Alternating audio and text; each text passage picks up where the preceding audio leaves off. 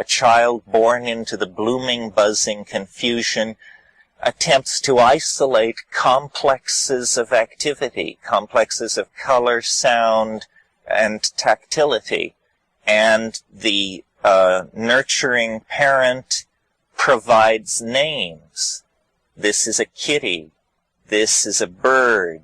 This is a blanket. What is happening here is that the blooming, buzzing confusion is slowly being tiled over by an interlocking and seamless set of names and syntactical structures, which literally then stand for reality. They stand for reality. Hey everyone, hope you're all doing well. This lecture doesn't have any information of the date or the place of it. So I try to listen to the lecture to see if Terence is giving any hint that could help me find anything. One is an article that he mentioned he read recently. I searched the publishing date of the article and it's from 1987. But it's not a solid proof because he could have read it years later.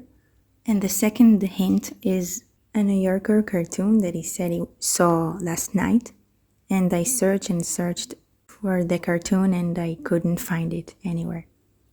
And if maybe any one of you knows the cartoon or have any information about this lecture, please let me know in the comments. I would really appreciate it. Now back to the lecture. Hope you will enjoy this. So since this is a fairly small group and I'm feeling fairly confident, I'd like to talk about language today, and I will attempt to open this with a performance, which is something I rarely, never do. 'Twas brillig, and the slithy toves did gyre and gimble in the wabe. All mimsy were the borogoves, and the Maunay raths outgrabe. Beware the Jabberwock, my son, the jaws that bite, the claws that catch. Beware the Jub-Jub bird, and shun the Firmius Bandersnatch. He took his vorpal sword in hand, long time the Maxome foe he sought. So rested he by the Tum-Tum tree, and stood a while in thought. And, as in uffish thought he stood, the Jabberwock with eyes of flame came woofing through the tulgey wood, and burbled as it came. 1, 2, 1, 2, and through his vorpal blade went snicker-snack. He left it dead, and with its head he went galumphing back. And hast thou slain the Jabberwock? Come to my arms, my beamish boy. Oh, frabjous day, callooh, calais, he chortled in his joy. 'Twas brillig, and the slithy toves did gyre and gimble in the wabe. All mimsy were the borogoves, and the Maunay raths outgrabe.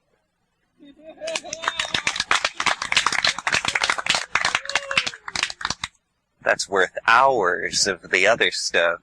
Well, I assume most of you recognize that as Lewis Carroll's Jabberwocky, which was an example of verbal intentionality and syntax overcoming absence of ascribed meaning. This is what's happening here, that the intentionality of meaning is so great that it overcomes the absence of conventional definition. And we've been talking a lot in this section about language and the origin of language, and we've also been using language in a fairly free and in some cases unusual and in some cases outrageous manner. So that's what I meant when I said it made sense to examine the tools. We are particularly neurologically outfitted for the production of small mouth noises, rapidly modulated small mouth noises. We can do this, I've proved it myself, for hours at a time without exhaustion. And what is going on there is that rather than the rippling of plumage or the rubbing of hard body parts against each other, since we don't have any hard body parts to rub against each other most of the time, communication in our species has taken the form of neuromodulation of small mouth noises. Now, these small mouth noises are transduced into acoustical waves, a physical phenomenon which moves from point to point in ordinary Newtonian space. The acoustical pressure wave strikes the ear. The ear conveys the particular unique signature of that arriving acoustical wave into, for what of a lack of a better term we have to call the mind. And the mind takes this acoustical signal and compares it with an imprinted dictionary built up out of experience. It does this very, very quickly.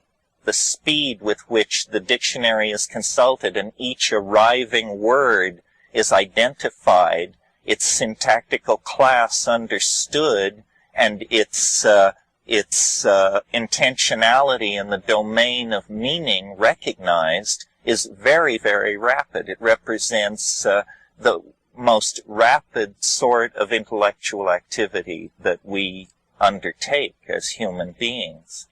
Thought is a similar phenomenon, but it is an interior dialogue, and God help us, let's hope we understand our thoughts better than what people say to us, because in the case of our thoughts, we are both the one communicating and the one communicated to. Language is this double-edged adaptation of the human animal. It is obviously a multifaceted, multipurpose, adaptive advantage in all environmental situations, because if you can image and linguistically process evolving situations, you have a leg up over an organism which is hardwired for reaction along the line of instincts. Yet, in the domain of cognition, it's almost as though language has exceeded its usefulness, because someone said language was invented to lie. Well, perhaps that is too cynical, but certainly language obfuscates reality. It cannot help but do this. It does it in the following manner. A child born into what the psychologist William James called a blooming, buzzing confusion, a child born into the blooming, buzzing confusion attempts to isolate complexes of activity, complexes of color, sound, and tactility. And the nurturing parent provides names. This is a kitty. This is a bird. This is a blanket. What is happening here is that the blooming, buzzing confusion is slowly being tiled over by an interlocking and seamless set of names and syntactical structures, which literally then stand for reality. They stand for reality. So unless you're the kind of very fortunate person who speaks many, many languages fluently and has a sense of this relativity of the intent to communicate, you are barred from realizing the context dependency of your own language. And we all are like this. This impressed me very much in the Amazon, because the first time I went to the Amazon, I knew nothing about botany, and it appeared to me largely to be green. And when I returned some years later, having made a fairly thorough study of the taxonomic families of tropical plants, it was a vast, intricate, fascinating domain, because I had terms for all these exotic floral forms, leaf forms, seed expressions, morphology, you see.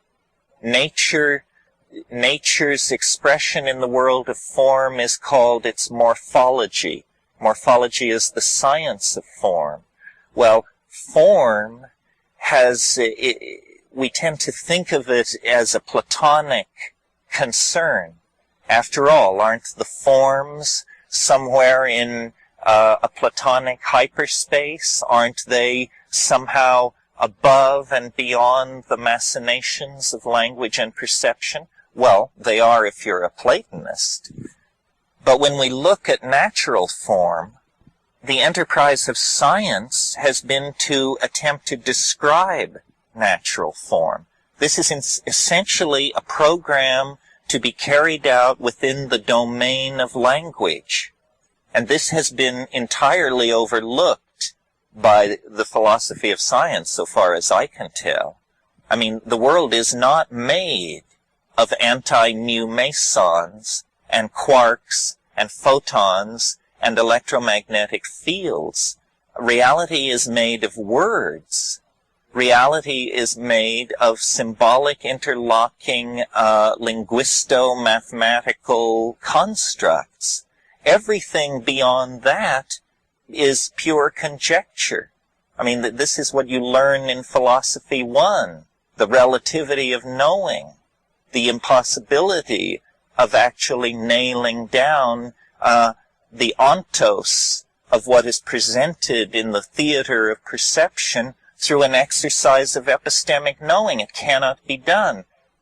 Brain cannot fully elucidate brain. There's a tautology there. So language is something that springs from the biological matrix and the neurological matrix within us. And its the major theme of its siren song to us is that it allows us to know the world and to communicate it. Well, the truth is it does allow us to know the world to some degree, and it does allow us to communicate about it, but a price is paid at every step of the way. First of all, because we are concrescent entities of feeling. This is Alfred North Whitehead. We are concrescent entities of feeling, yet our language prepares us to describe a world of three-dimensional spatial relationships between solid objects. So it is not true to the perceiver, you see.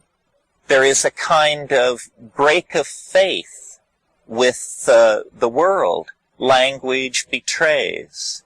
Language betrays in order to mean. You know, Archibald MacLeish said a poem should not mean but be. And this is a reasonable statement of a poetic, but it is not a basis for a theory of communication. A theory of communication depends on correct mirroring of the meme that is being transmitted, no matter how far down the line it has come. Well, we talked in earlier sessions about the impact of biogenically active and psychoactive amines in diet, specifically in the diet of early hominids in Africa, suggesting that the catalysis of neurological development that has gone on over the last 1,000,000 years in the human species was catalyzed by what was at first a random exposure to these things, then a deepening exposure brought on by the consequent synergy of increased visual acuity. In other words, some of these biogenic amines were conferring increased visual acuity, and this was shifting the reproductive mathematics in the direction of those individuals that were allowing this psychoactive substance, I mean, let's be frank about it, into the diet. Then later we saw that sexual arousal was also a concomitant to admitting this item into the diet, and at higher doses and deeper exposures, a deepening sense of what we can call, without defining, the other. The other.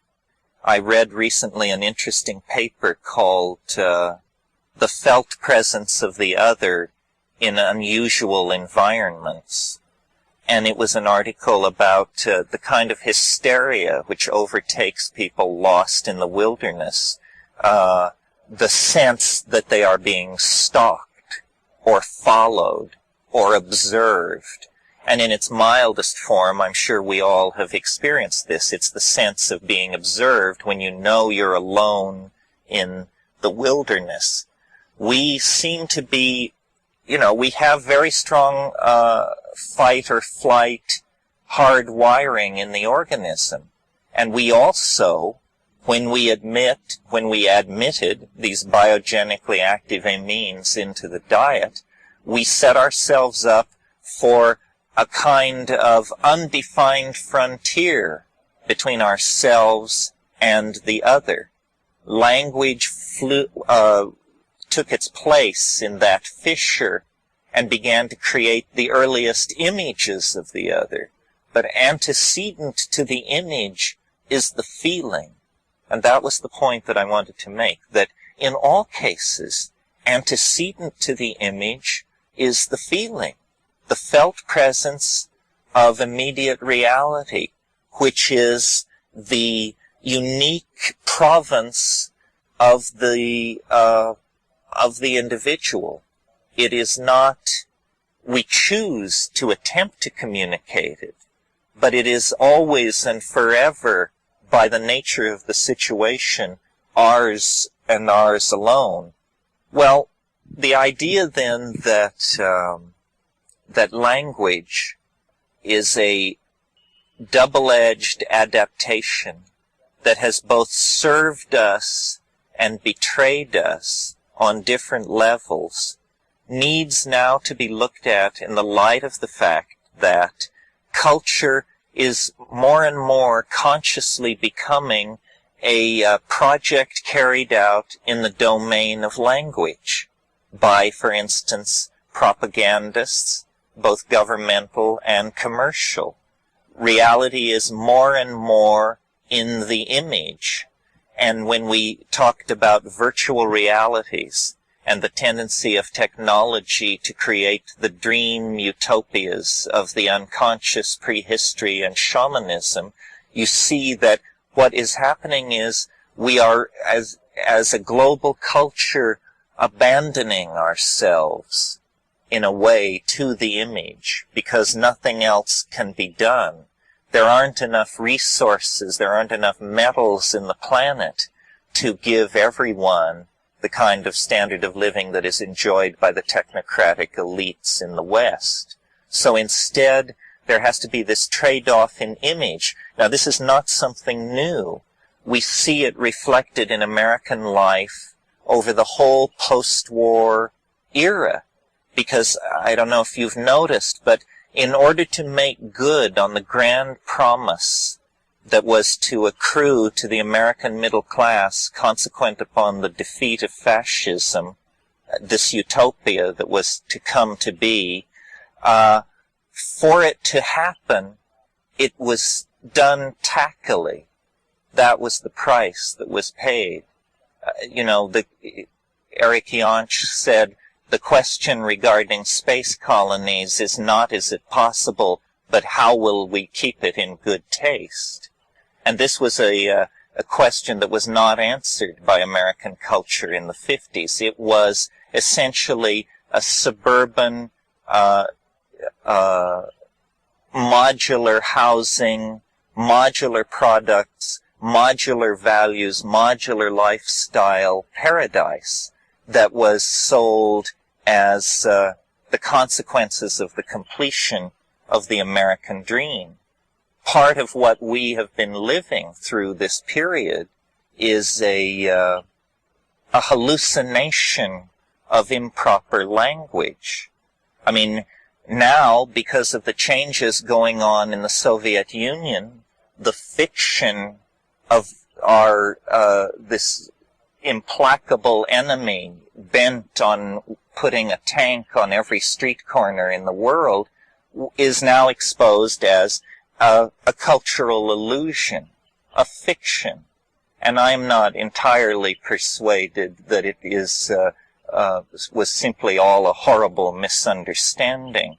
It seems to me these illusions played very strongly into the hands of different factions on both sides. Political realism is also a coming to grips with language. You know, the French sociologist Jacques Ellul said, there are no political solutions. There are only technological ones. The rest is propaganda. Well, this, you know, people howl to the high heavens. But, in fact, ideology, which is a kind of street corner form of metaphysics, ideology has been just a pervasive cancer on the Western mind ever since the burning of Eleusis. I mean, we just can't get enough of it. And, you know, we may look with horror on the funeral of the Imam, but believe me, in the history of Western civilization, there have been scenes go down that make that look like child's play. Recall to you, just as an example, the Albigensian Crusade, when, in order to stamp out a heresy, the Inquisition was turned loose in southern France, and the professional killer who was put in charge of this operation was a career man named Simon de Montfort. And his lieutenants came to him at one point in this campaign and said, we have the city surrounded. We're laying siege to, I believe it was Carcassonne. And they said, but there are 7,000 Catholics within the walls.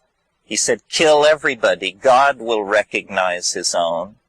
So, you know, the 20th century has not cornered the market on the ways in which language can distort and is used for political purposes to distort reality.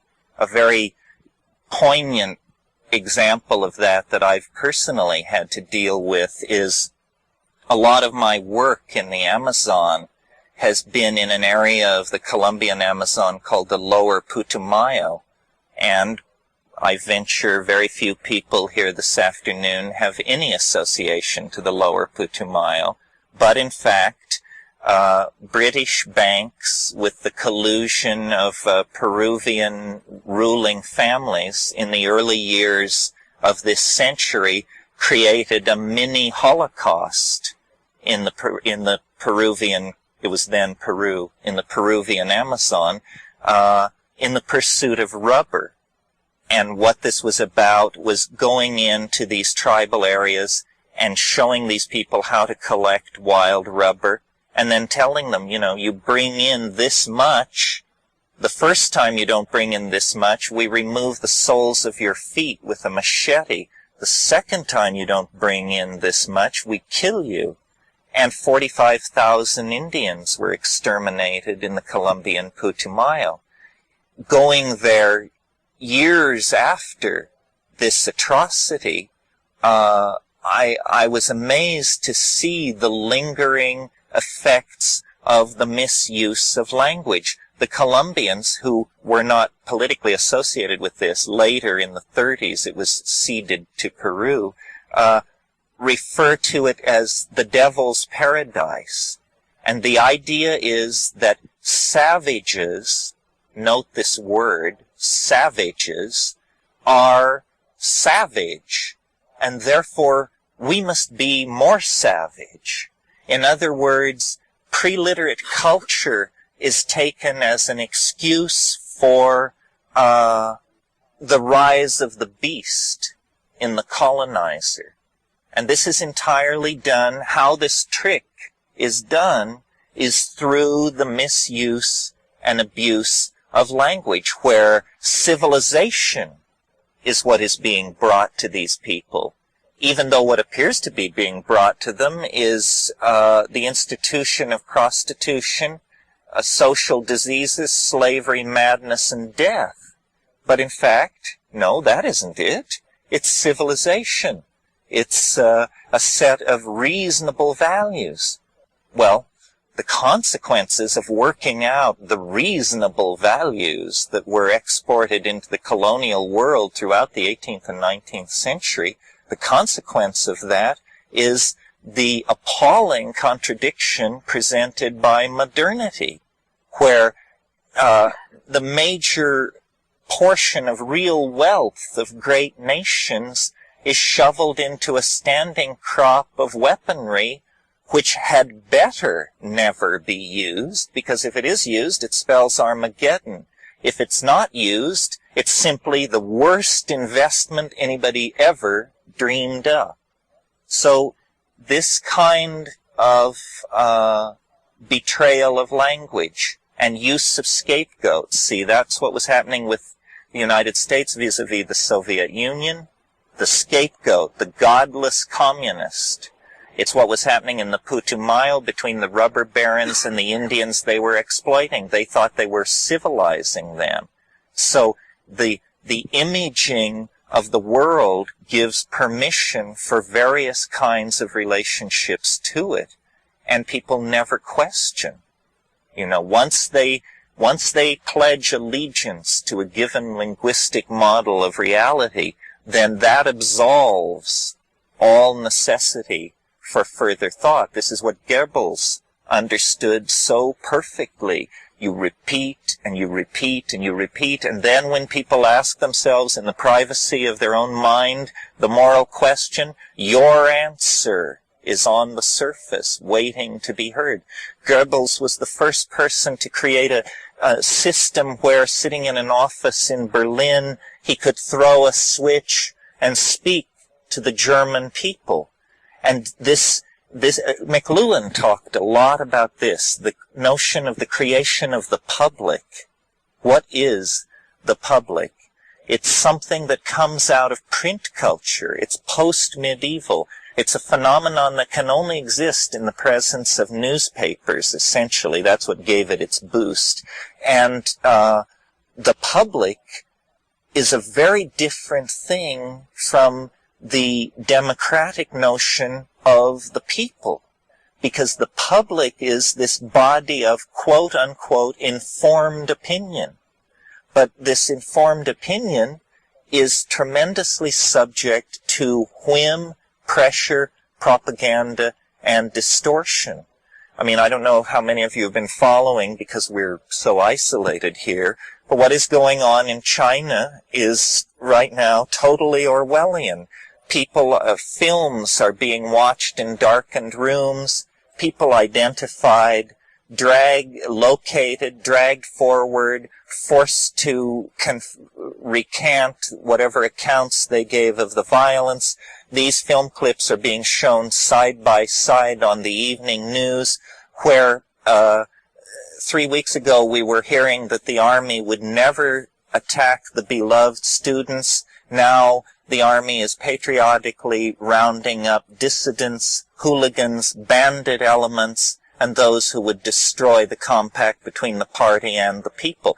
This is just a shift in language. Remember the scene in 1984 where the party hack is giving the speech, and midway through the speech he's handed a telegram on the podium that tells him that the enemy has changed. It's no longer Oceania.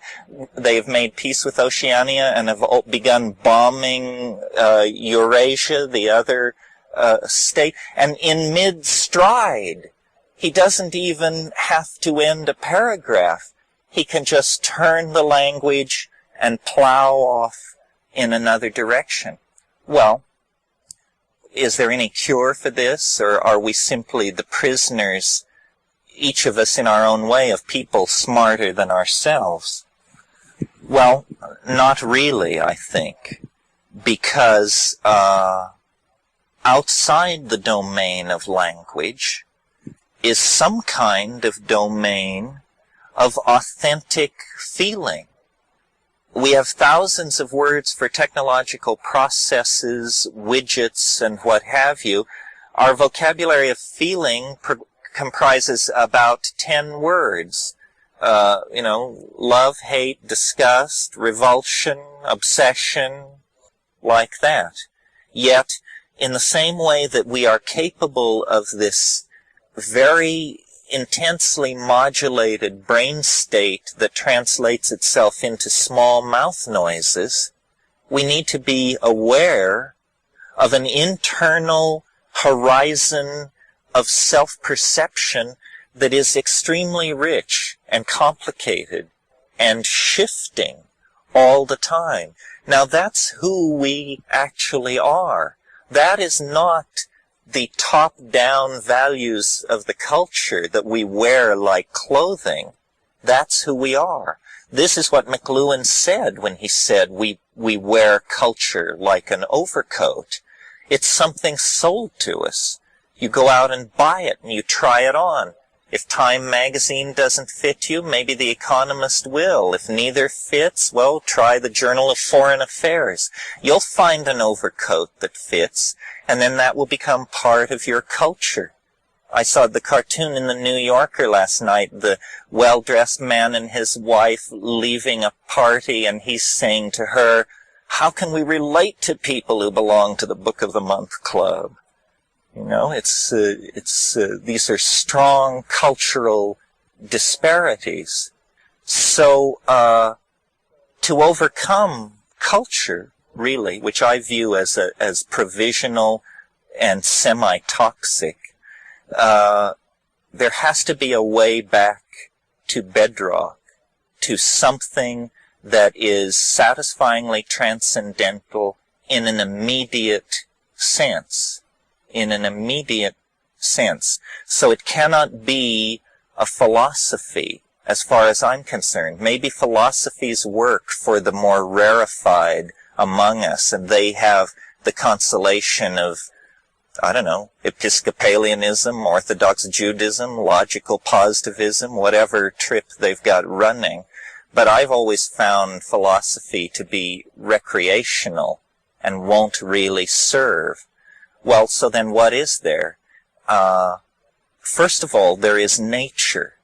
Nature silently attended is still a modality that is beyond the reach of the language of most of us, and of those of us who need it most fortuitously, because we have the smallest vocabulary for its description. So when we go into nature, it's a flirtation with a kind of iridescence. It's a search for, I blush to use such a word, but a lost innocence, which most of us associate with childhood. Some of us had terrible childhoods, so we just associate it with the lost paradise of Eden, or a utopia. But in nature, there is an implicate order. There is the bedrock out of which the human iridescence springs. And human culture is an extremely evanescent, transitory, and non-equilibrium kind of condition. The pulse beat of this planet is measured in millions of years. Culture is a phenomenon of the last 40,000 years, and that's generous. So culture has about it this miraculous, instantaneous, and almost intrusive quality against the background of the rest of the body of nature. But going into nature is not simply a prescription for joining the Sierra Club.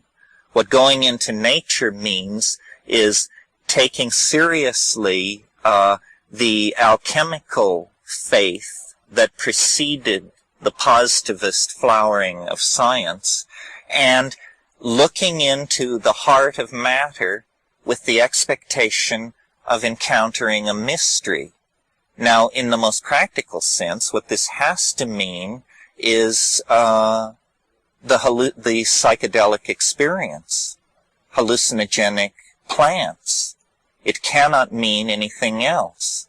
Now, of course, we're in the slightly uncomfortable position of having that be illegal, but that in itself should be a sufficient indication for most people that something is going on. I mean, my take on legality is essentially that of Charles Dickens, who was sort of an Edwardian anarchist, and his famous throwaway line on that was, "The law is an ass." And, you know, it's sadly true in this case. But I'm not really interested in it as a legal issue. I'm interested in it as a human rights issue, if you want to put it that way. In other words, my assumption is that in the same way that the Western mind reached a certain place where it recognized that slavery, whether it made economic sense or not, was morally insupportable, and in the same way then that a universal right to own property, if you've got the money, has been more or less institutionalized, and the oppression of women is now recognized as a kind of self-defeating strategy of male dominance. In the same way that these things have been signposts in the continuing history of human self-definition, so shall be the understanding that life, liberty, and pursuit of happiness in the age of modern pharmacology has to mean the right to control your own state of mind in the appropriate, subject to the constraints of time, place, and manner, so forth and so on. So that's enough about the socio-political end of it. What is more interesting is the thing in itself, what it is. That it is something which our cultural biases, reaching clear back to the phonetic alphabet, and to the male dominance, the fear that societies run along the lines of male dominance have of boundary dissolution. I mean, for 1,000 years in Western civilization, the only boundary dissolution that was socially sanctioned was getting plastered. And that appears to have been specifically for the purpose of getting laid. I mean, as far as research can tell us, for 1,000 years nobody got laid who wasn't stone drunk, because everyone was such a paragon of social rectitude. Well, it's truer than you think. Alcohol is clearly a medium for permission in a Calvinist milieu. Well, I could talk about this in all kinds of different ways. It's very interesting. I talked about scapegoats, and I talked about the misuse of language. I suppose since I got that deep into it, I might as well say what I'm thinking, which is that the drug issue now looms as an obvious new horror. I mean, it has all the trappings of the communist under the bed. I mean, I have not yet heard crack cocaine referred to as godless, but any day I think the connection will be made that this is a godless drug. The problem here is, again, a problem of language. We have one concept, drug. It moves from aspirin to heroin through LSD and on into television. These things can all be spoken of as drugs. So then what this means immediately is somebody has stacked the rhetorical deck against a reasonable discussion of the matter because our vocabulary is so impoverished. I mean, are we to believe that we need the same policy for television as we need for heroin? Are we to believe that psychedelic psychotherapy is to be treated with the same hand that resolves the crack cocaine issue? So while the government squawks education, no education is taking place. Rather, what is taking place is a poisoning of the linguistic domain in which we will then be expected to forge a solution. So what I've tried to say on this issue, and some of you who saw this month's Mother Jones may have noticed that they put me in there, more picture than text, which tells you something about an age of symbols. But what I've tried to say is that we need to define drugs operationally. We need to say what it is we don't like, and then we need to find out what it is that does what we don't like. Okay, what is it we don't like? I submit to you that what we don't like about drugs is unexamined, obsessive, and habitual behavior. Unexamined, obsessive, habitual behavior. Meaning, somebody's into something, and by God, if you get in their way when they're on their way to it, you're in trouble. They do not question their obsession. They indulge their obsession, and they will tolerate no discussion of it. So unexamined, habitual, obsessive behavior is extremely objectionable to all of us, I think. I mean, we call anything that we don't like, we call it robot-like, automaton, unthinking, zombie, so forth and so on. Well, imagine if our partners in the new global materialism, the Japanese, had introduced into this country at the end of World War II a drug which within a few years made such deep inroads into the American population that people were spending an average of 5 hours a day loaded on this drug. What would we think? We would think that it was a crime against a culture on the scale of Auschwitz. But as a matter of fact, we did this to ourselves. Television, introduced at the close of World War II, has become a form of electronic heroin. And it isn't even your trip. They don't even let you go on your own trip. You get a trip designed on Madison Avenue to sell, this year's model of the crapmobile or whatever else is being pushed. So unquestioningly, and even as I speak, I'm sure there are people in this audience who are revolted at my lack of patriotism and love for an American institution of such nobility and depth as TV. Well, you know where I pulled back from TV? Really pulled back from it? It was when I made a mild knock on TV, and someone in the audience said, well, you can say anything you want about television, but you must admit that it's given our children a wonderful education concerning nature. Anyway, pursuing the theme of operationally defining drugs to give us a little more linguistic scope, psychedelics, in contrast to television and heroin, dissolve habitual patterns of activity and promote examination of motives and allow a restructuring of habit.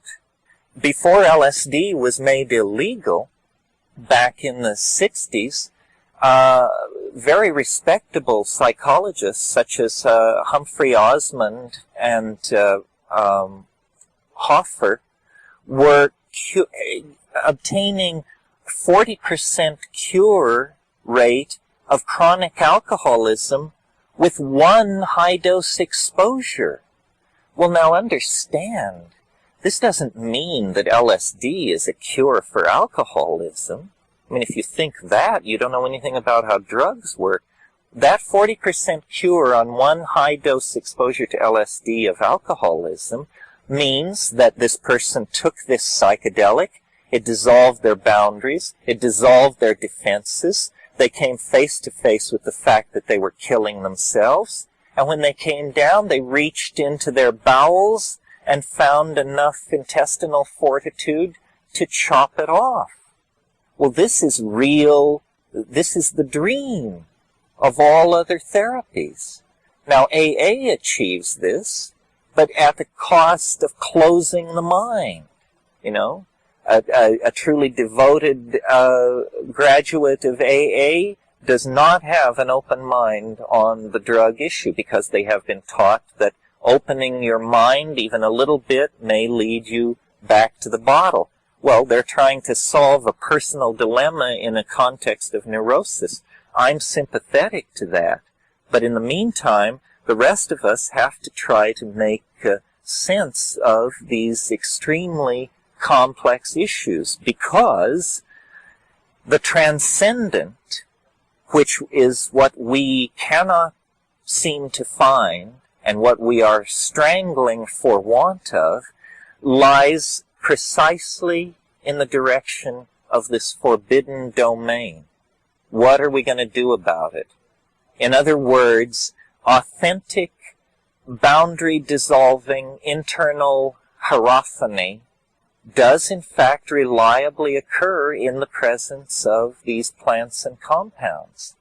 But nobody knows what to do about it. We have become so accustomed to seeking the answer that even as a community, we have a lot of trouble figuring out how you just face the answer, how you come to terms with the options that are actually available. Well, I've talked about it today in a slightly more political context, because when you hang out in the baths with these State Department people, it's like a virus in the water. I mean, you find yourself raving about triage, Saudi uprisings, infrastructures. There's just no cure for it. Are there questions? Yes. So the question is about the sexuality and the relationship of sex to drugs. Tim Leary, he made a great case for sex and psychedelics. Every time they would say that LSD breaks chromosomes, he would say that it causes orgasms that last, and then he would add a greater increment of time as the propaganda war required to hold the numbers steady on both sides. Certainly sex under psychedelics is quite astonishing, although psychedelics without sex is so astonishing. It's perhaps an embarrassment of riches to pile it on. The analogy between sex and psychedelics that I think is the cogent one, and is very few people go through life without ever brushing up against sexuality. I mean, you have to have a truly bizarre biography for it to never come and get you. On the other hand, it is not only possible, but millions and millions of people do go from the cradle to the grave without ever having a psychedelic experience. Well, to my mind, this is just an instance of an appalling infantilism that is culturally sanctioned. I mean, the culture not only doesn't care if you never find out about this and remain forever immature, virgin, good word. The society, not only does it not care, it's specifically interested in seeing that you don't have this experience. Well, it's part of the birthright.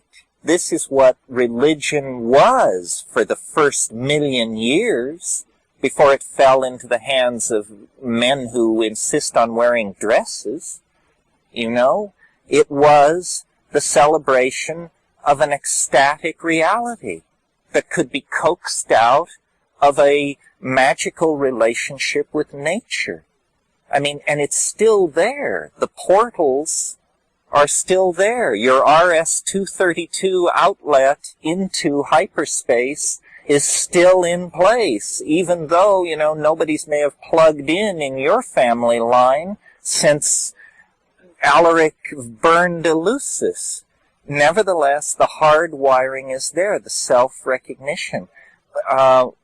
We are children without this, and not in the sense of innocent, but in the sense of infantile, because this is part of the birthright.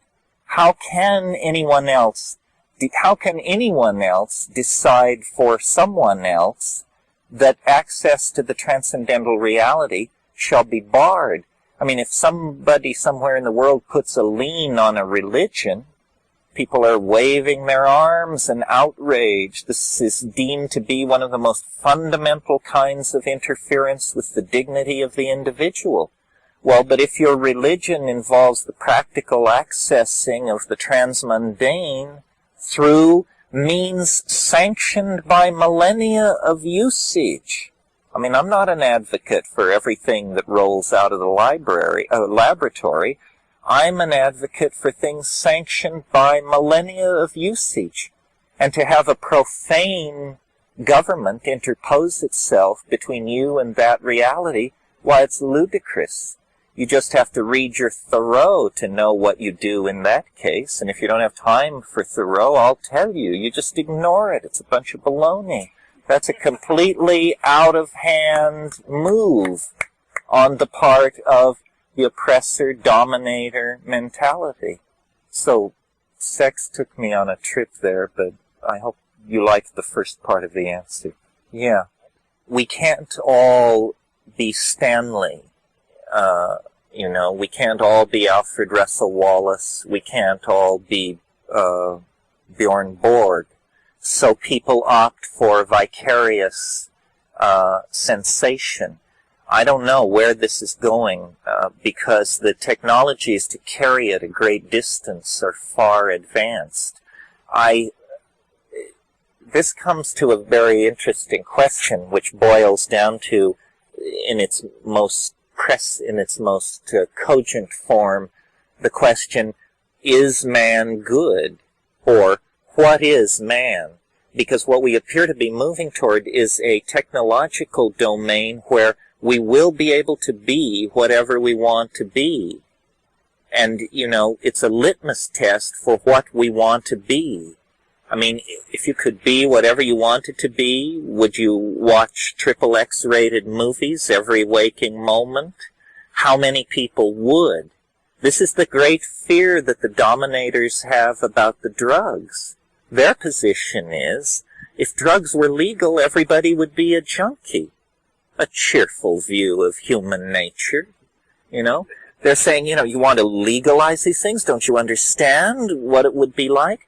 Well, I as a user of drugs, am insulted by the implication. The government has never been a major factor in the decisions I made about my program of ingestion. And I think that it's preposterous to suggest that the moral rectitude of the government stands between a dope-crazed population and the object of its fondest desires. I think it's all in language. If a gram of cocaine cost what a tube of airplane glue costs, you don't see a lot of gentlemen with neatly trimmed gray beards driving Porsches with airplane glue in their fur. It just doesn't happen because it's tacky. It's tasteless. Drugs are very subject to the images in language. One of the funny things that goes on it may have changed now, but the last time I was in the Amazon, in the lowland Amazon, they grow coca, but it's not part of the huge criminal syndicates that grow the highland coca, which is much stronger. So we go up these rivers, hundreds of miles up these jungle rivers, and people are growing coca, and they invite you to chew coca with them. And the moment that there is any rapport established, they want to go on this rap about how this is not a drug. I know you think this is a drug. This is not a drug. This is a food. This is making us strong. This allows us to work. Without this, we would be nothing. Well, what he's saying is, adopt my language so that you can see this reality as we see it. And in fact, they're quite right. I mean, you can chew coca for weeks on end, and when you leave the Amazon and fly home, it's no big deal. All this, the most virulent family of addicting drugs is always presented, I mean, crack has changed it a little, but the classic virulent addicting drugs are the opiates. Well, opium was known for 3,000 years before anyone noticed that it was addicting. The earliest known account of addiction is in 1603, William Playfair. So for thousands of years, opium had been used and not been recognized as addictive. Now, you have millions of people running around thinking that if they get within several feet of it, Satan will sink his claws into them. This is all a grand silliness, and not that heroin addiction is not a problem. I don't want to imply that. But what I'm trying to say is the way we see these things, the way we image them, is what gives them their power. Does that do it for you? Other comments?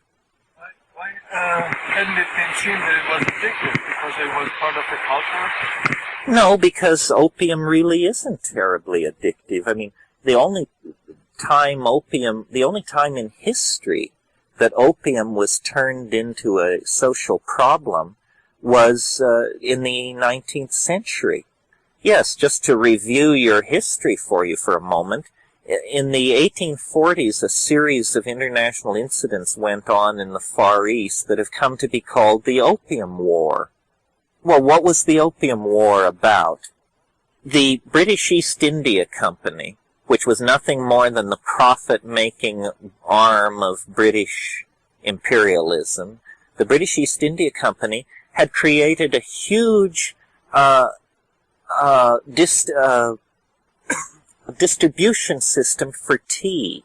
Tea was grown in Ceylon, and they had very advanced ships for that time, over 200 of them, and they had they had facilities from Aden and Port Said, and all of this was maintained at great expense for the tea trade. Well, they were so efficient at producing tea that they created an economic collapse of tea around 1840.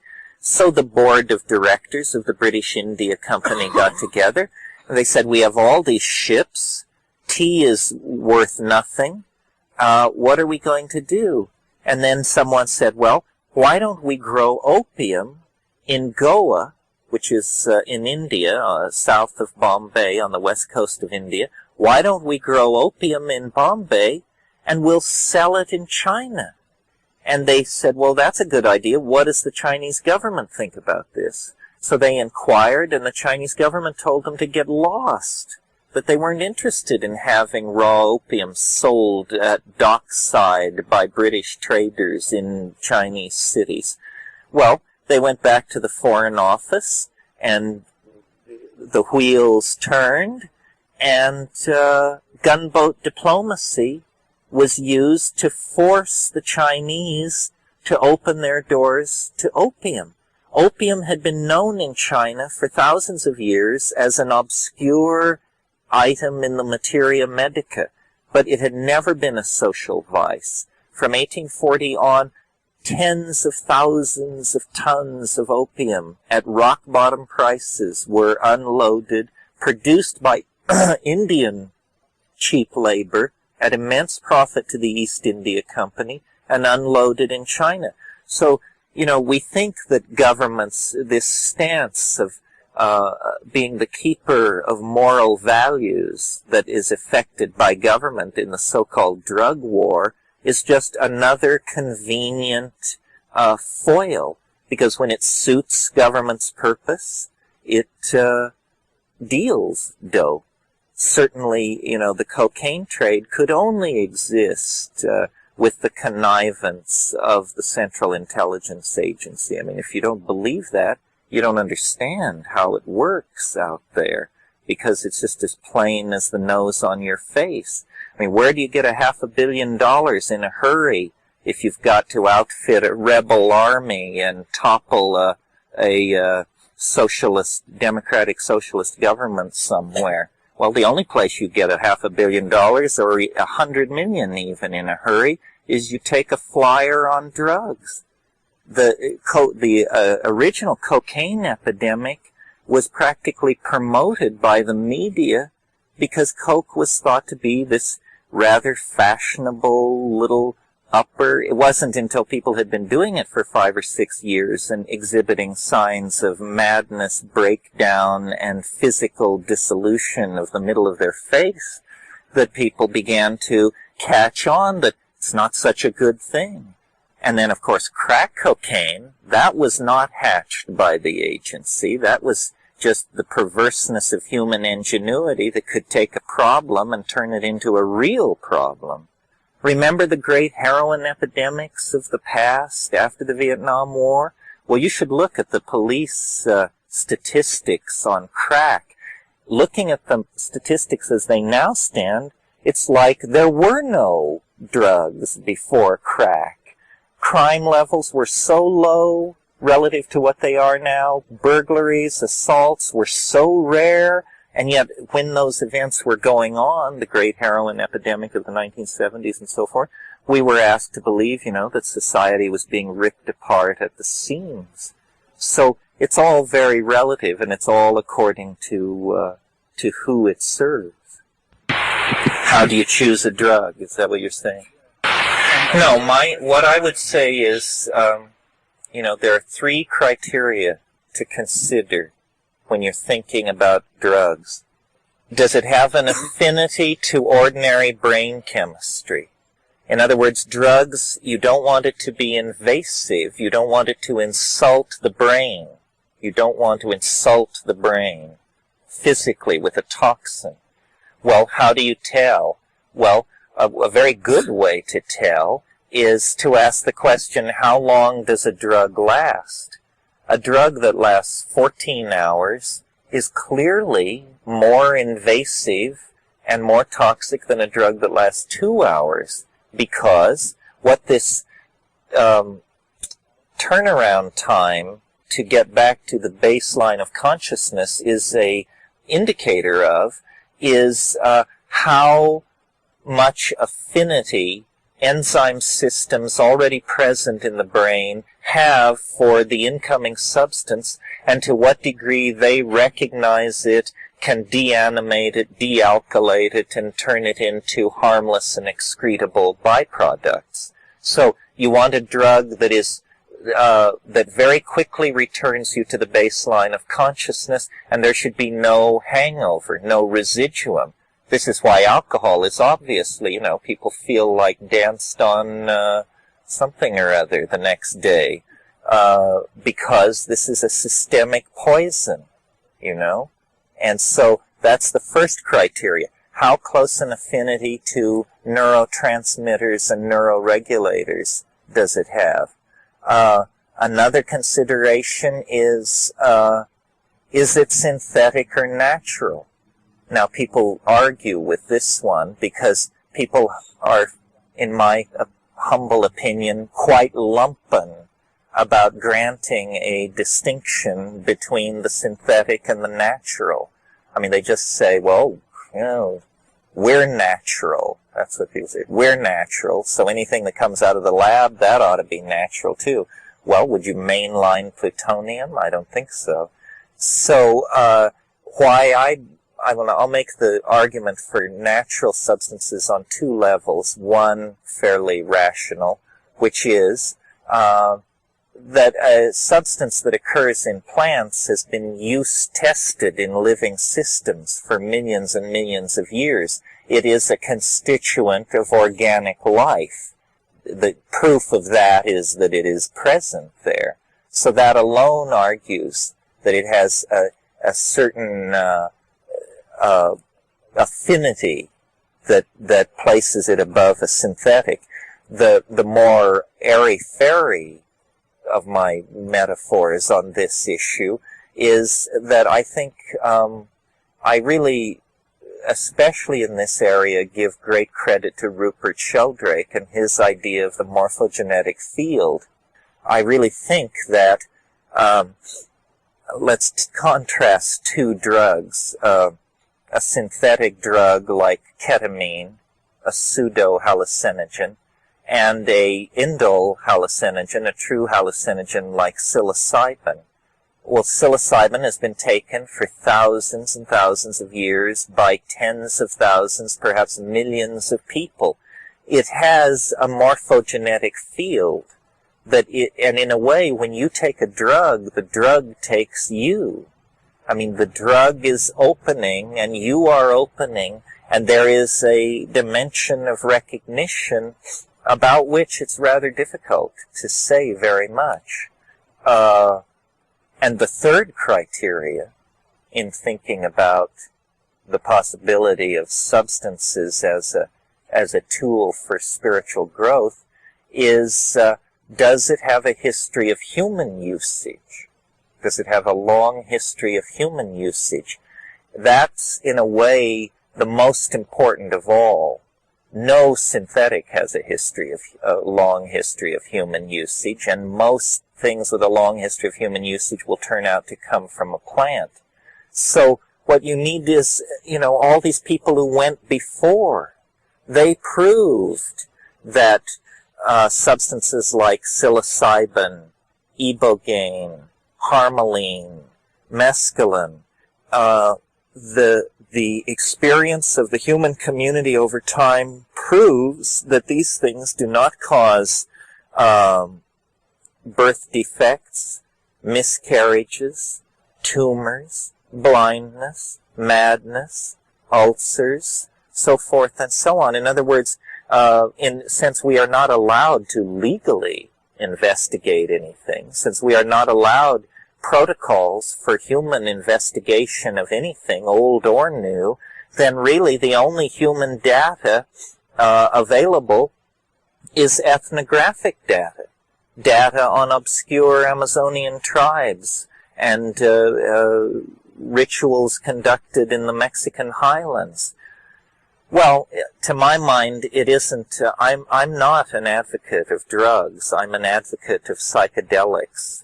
Drugs that are not psychedelic interest me approximately as much as I assume they interest everybody else. I mean, I sometimes do them.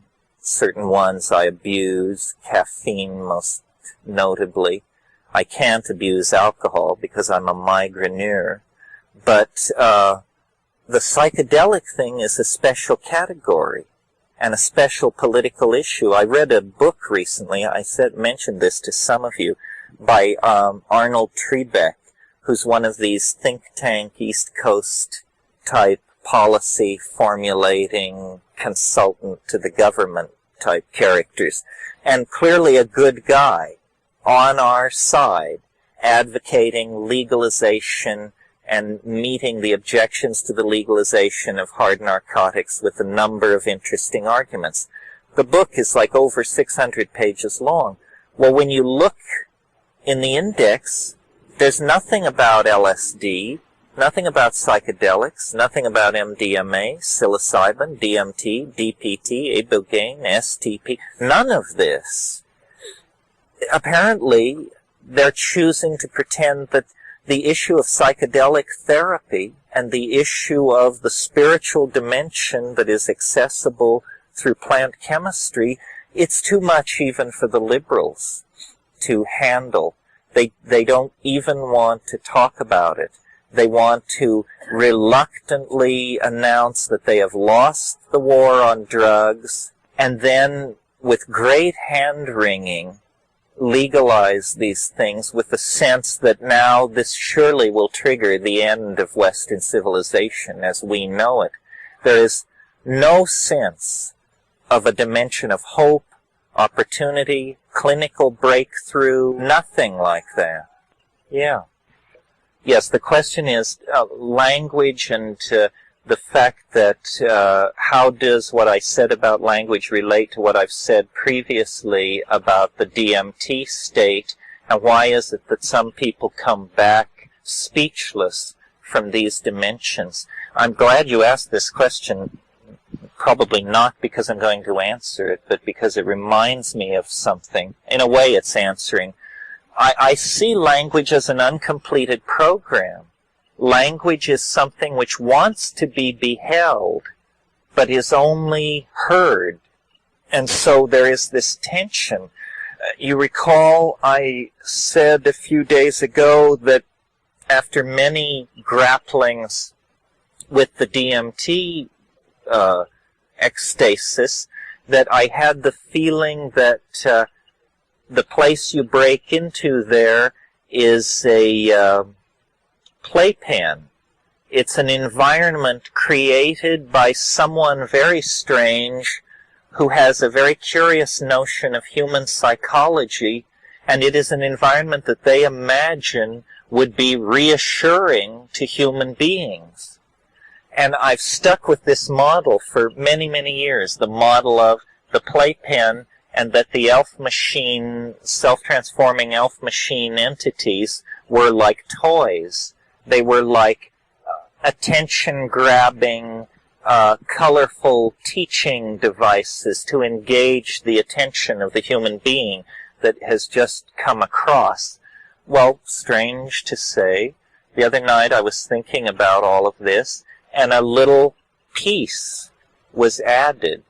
And I'll try it out on you. I tried it out on somebody who's quite sophisticated about DMT, and they said, that's absolutely wrong.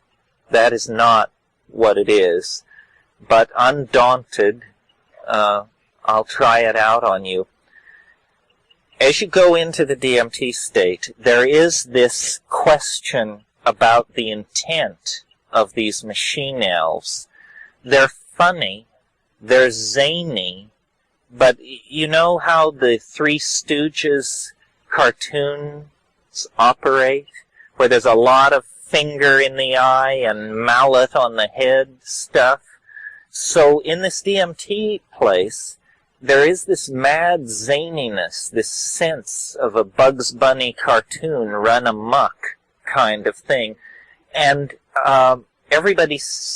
people who've had this experience say, well, you can't trust these little guys, or you have to be on your toes. These are magical entities. These are not love bunnies.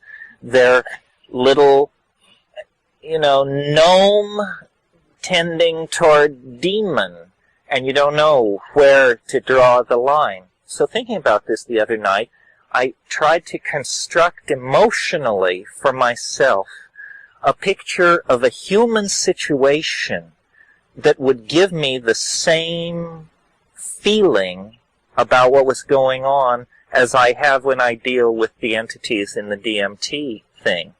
And it came to me instantly what it was and what the missing ambiance of it is that I've never included in a lecture. What's going on, I'm sure, is that the aura of these little guys is that they're sharp, they're funny, they're zany, but they're sharp. And I think what they are is they're traders. And the whole funny emotion that invades the DMT exchange has to do with the possibility of getting screwed. Not getting killed, not being driven mad, but being taken quite literally. And these toys, which they offer, are trade goods, in effect. And what they are saying in that place is, what have you got? What have you got? Look at this. Look at this. What did you bring? What do you have to trade? Well, the opening lasts only a few minutes, and as the dialogue is getting started, the dimension closes upon itself. But this is a I think, the lost piece of the puzzle. This realization about the trader cast a funny light on an incident which I will tell, and that will be it for today. It's an example about communication from other dimensions and how it works. It's a story that I've told before, but I still get a kick out of it. I was in Los Angeles having dinner at a not terribly fancy restaurant, but a neighborhood restaurant in Malibu with a bunch of people, among them my friend Ralph Abraham, and also among them a woman, a French movie producer. And we had been earlier at someone's house talking about psychedelics and mushrooms and what I did and what my rap was. And so we were seated at this big table, about 10 of us, and this woman was at my elbow, and she said, "You say that the mushroom speaks, but I do not understand this speak. What does it mean?" And I said, well, the mushroom has many personalities. Sometimes it has a very, it sort of presents itself like a pawnbroker. I said, you know that role that Rod Steiger played in the movie of that name? That irascible kind of personality is a personality of the mushroom. And she said, oh. And at that precise moment, Steiger stopped by the table to shake hands with everybody. I mean, so immediately thereafter that I was horrified that he had heard me make this reference to him. Well, so I was just, and Ralph, who was sitting across the table and saw this whole thing go on, leaned across the table and said, you see, the mushroom is showing you that it can touch you anytime, any place, in ways that you could never imagine. That's all, folks.